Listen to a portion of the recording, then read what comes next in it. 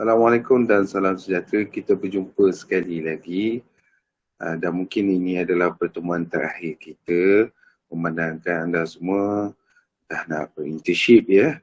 Jadi hari ini saya akan sampaikan beberapa perkara. Perkara-perkara ini adalah melibatkan tentang pengurusan internship anda. Ia sebagai tambahan daripada taklimat yang telah diberikan kepada anda tempoh hari ya. Terdapat beberapa perkara tentang pengurusan yang perlu difahami oleh semua pelajar sebelum melaksanakan internship. Jadi saya haraplah tak adalah berlakunya keciciran tentang maklumat-maklumat yang saya nak sampaikan ini. Apa perkara-perkara yang saya nak anda tahu ya? Perkara pertama tentang surat penempatan dan juga surat pengenalan diri. Okay, surat penempatan internship kita dah post ke sekolah pada 14 dan juga 15 Mac yang lalu. Kita buat secara berperingkat. Dan kemudian surat tersebut juga saya dah email ke sekolah pada 23 dan 24 Mac yang lalu menggunakan email rasmi sekolah iaitu domain eliasmoi.edu.my.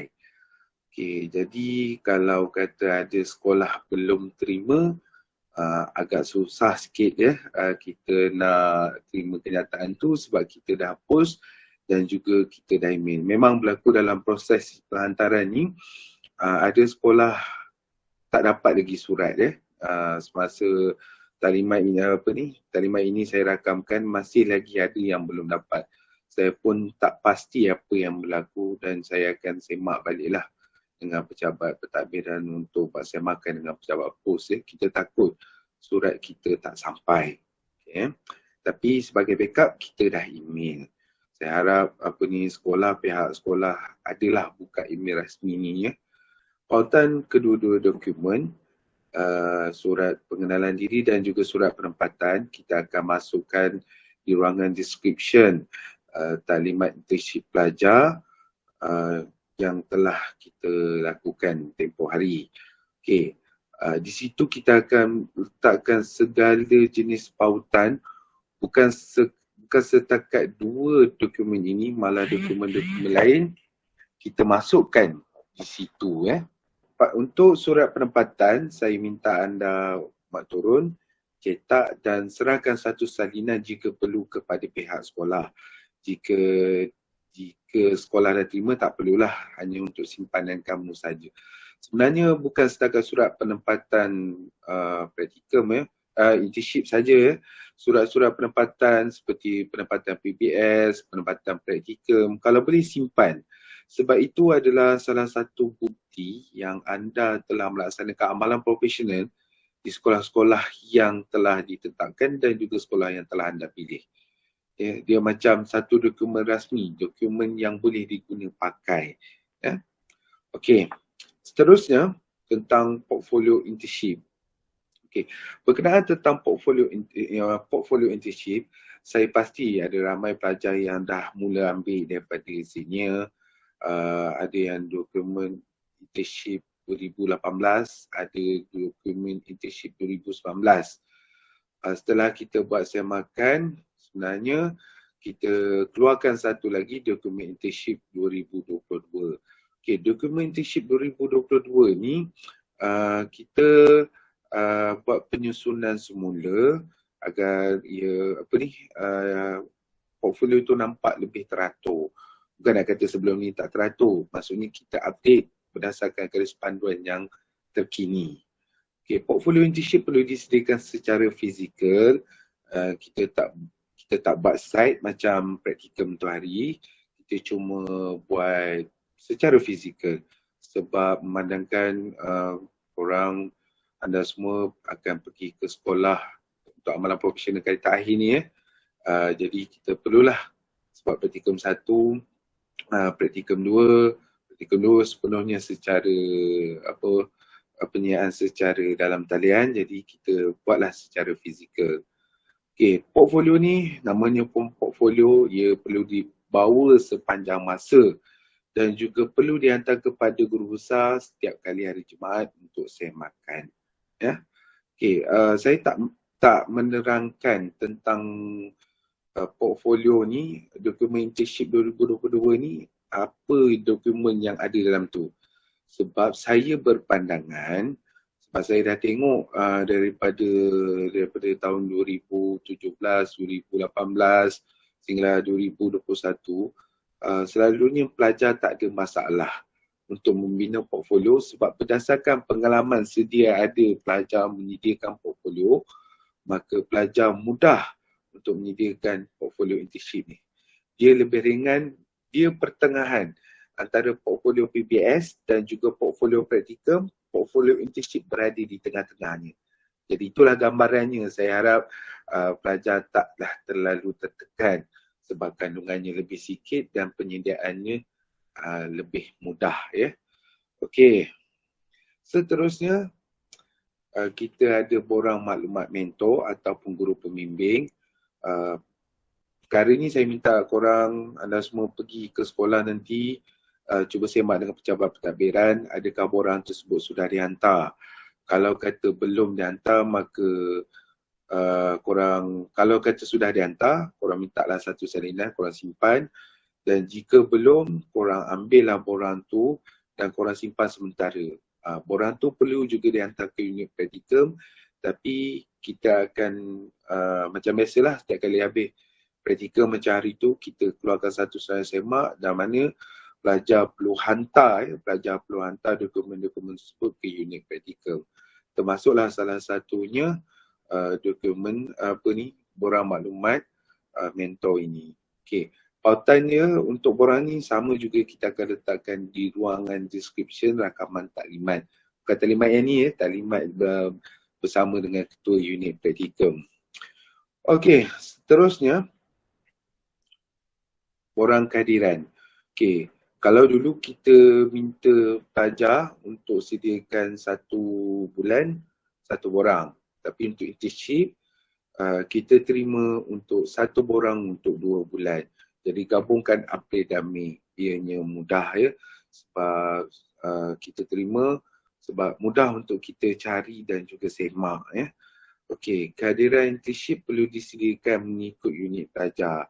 Macam biasa, kalau kata dalam satu sekolah tu ada 4 orang pelajar, 2 daripada T17, 2 lagi daripada T18, maka 1 borang T17 kena sediakan, 1 borang lagi T18 kena sediakan.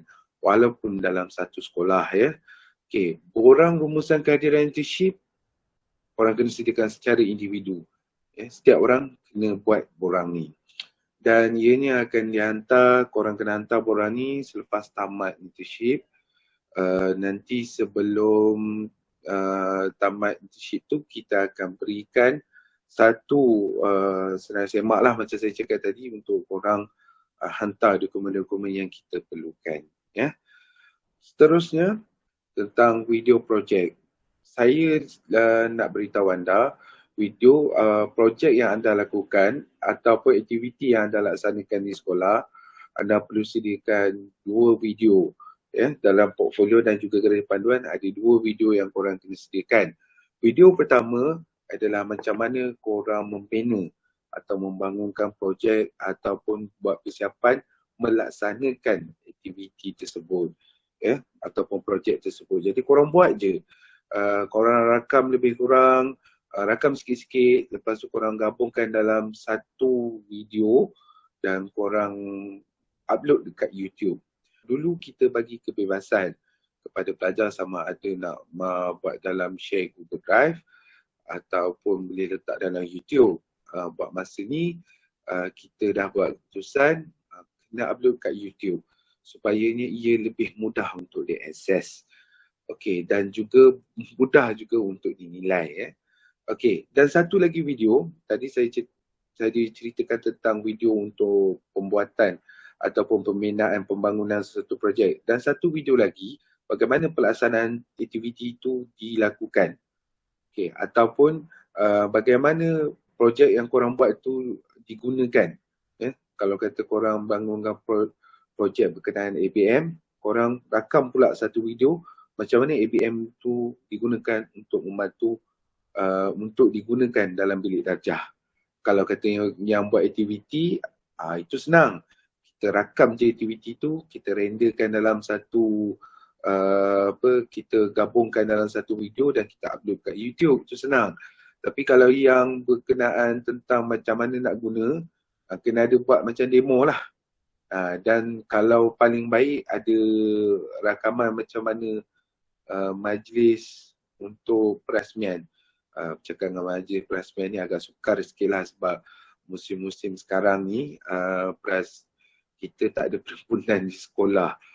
Jadi mungkinlah boleh jumpa guru besar datang dalam kelas, korang buat sedikit rakaman video untuk pelancaran korang punya projek ni. Macam itulah kurang lebih Okey, 2 video ni korang upload kat YouTube dan dapatkan pautannya, dan saya akan edarkan satu Google Form untuk korang masukkan ke dalam Google Form tu pautan YouTube 2 video tu tadi. Dan kalau boleh untuk video pembinaan, kalau dulu saya minta okey tak apa langkah 1, langkah 2, langkah ada berapa banyak langkah pun tak apa. Tapi sekarang ni kita nak korang buat secara kompres, padatkan, dan korang buat hanya satu je untuk pembinaan dan satu lagi untuk penggunaan.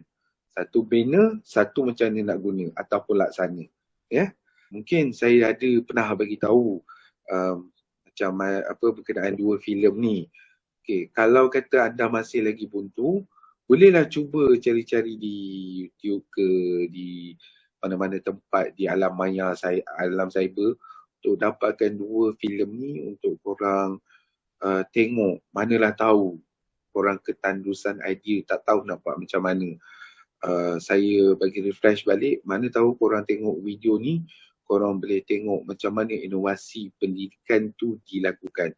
Betul dalam taklimat, kita dah bagi tahu projek korang ni tak semestinya projek inovasi tu bergantung untuk PDP. Dia boleh secara umum dan juga mesti bersifat komersial. Sejujurnya saya lebih suka korang buat inovasi, projek inovasi ini berdasarkan dunia pendidikan. Jadi salah satu contoh yang saya boleh berikan, sebenarnya ada banyak lagi filem, tapi 2 ni yang sangat terkesan dalam hati saya lah.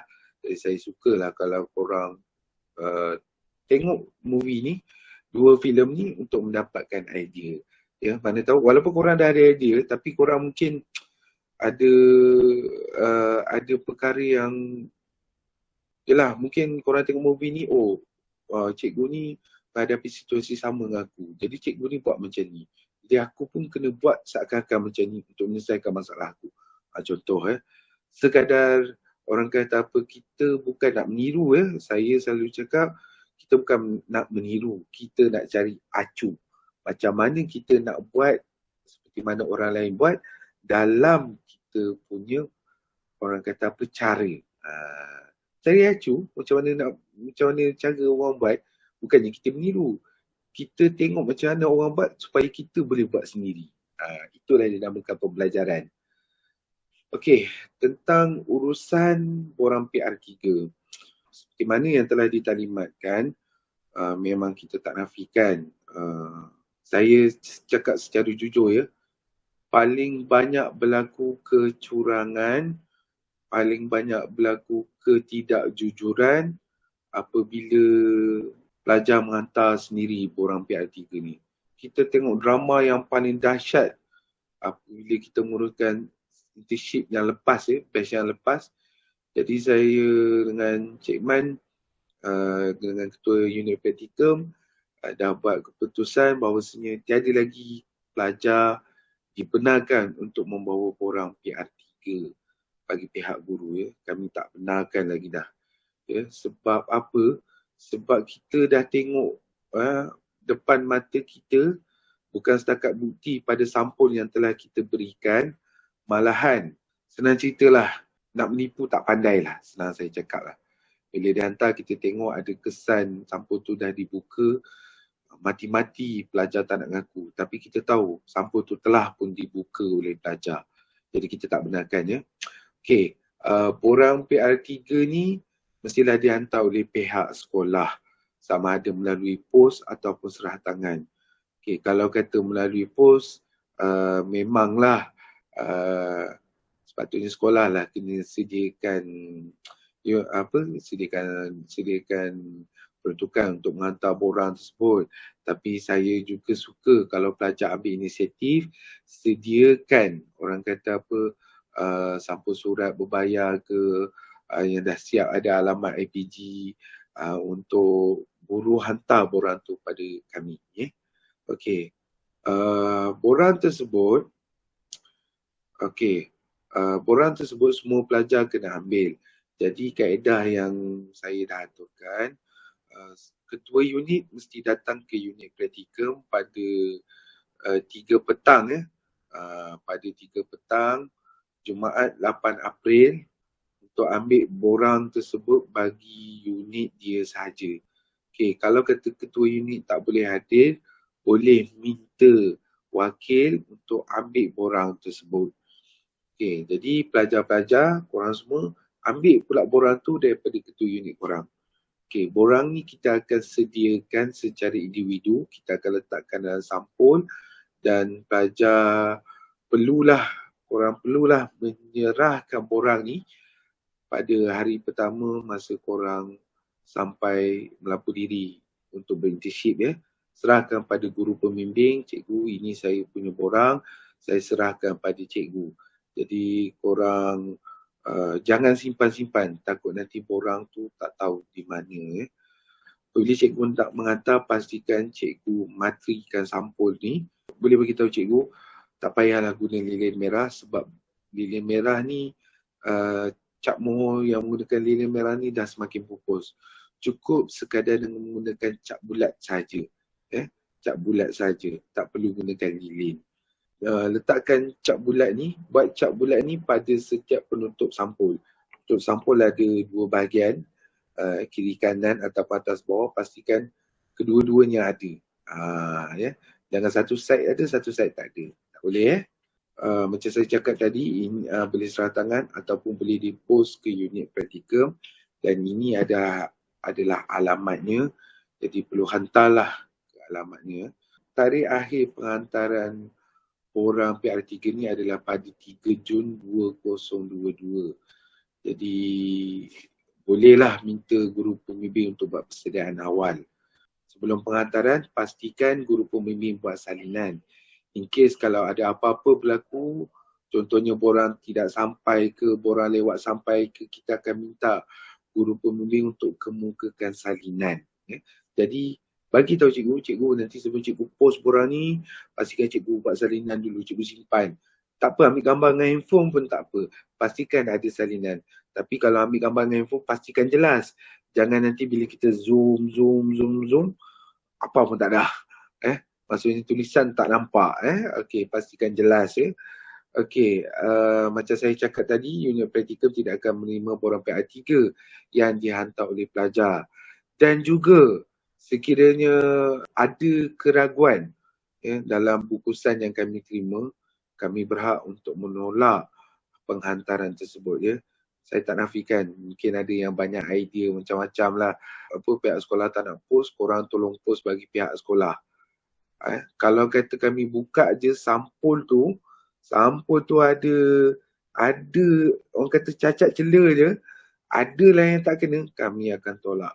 Yelah, selama pun saya menguruskan borang PA3 ni, saya tak nafikan memang banyak kali berlaku pelajar tak jujur. Banyak kali berlaku. Bila kita tanya, memang diorang tak nak mengaku. Tapi akhirnya, apabila dah terlalu banyak sangat berlaku, kita tarik baliklah satu kemudahan yang kita dah berikan dahulu. Jangan salahkan saya, jangan salahkan unit praktikum, bolehlah tanya dengan batch yang sebelum kamu ni lah. Itu saja daripada saya. Maaf saya terpaksa mengambil sikit masa kamu untuk menjelaskan perkara-perkara ini.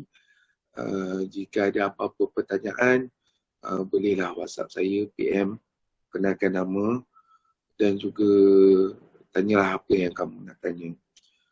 Dan juga saya ambil kesempatan ini untuk mengucapkan terima kasih banyak. Ini adalah yang terakhir urusan saya saya menguruskan kamu, dan selepas ini kamu semua akan menunggu masa untuk ditempatkan dan korang kemudian akan bergelar lah sebagai guru yang sebenar. Harapan saya hanya satu, jadilah guru yang terbaik. Ya. Pastikan dalam diri kamu yang paling utama ialah murid. Apa pun tindakan kamu di sekolah, fikirkan pasal murid.